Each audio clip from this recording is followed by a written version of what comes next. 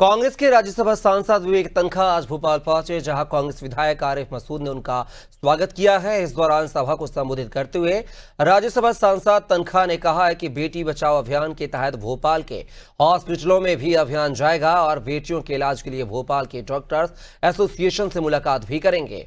वहीं वक्फ बोर्ड संशोधन विधेयक को लेकर कहा, इस कानून से कोई बदलाव नहीं आने वाला है।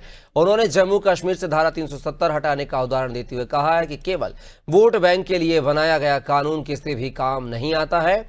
इसी के साथ पंडित धीरेन्द्र कृष्ण शास्त्री के हिंदू ग्राम बनाए जाने को लेकर कहा है कि अगर कोई व्यक्तिगत अपनी जमीन पर किसी को बसाना चाहता है तो उनका वह स्वतंत्र निर्णय है, मगर यह शासन नहीं कर सकता है।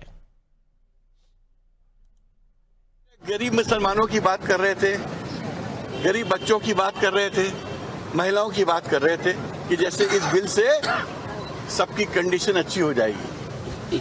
मेरे ओपिनियन में जो कंडीशन पहले थी लगभग वैसे ही रहेगी। इस कानून से कोई बदलाव नहीं आने वाला है।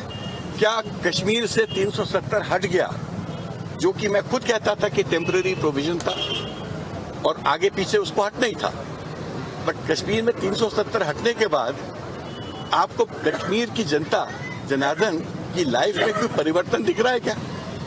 मैं अपनी जमीन खरीद लूं और किसको बसा दूं जमीन में, उसका नियंत्रण तो उसी व्यक्ति के पास होता है।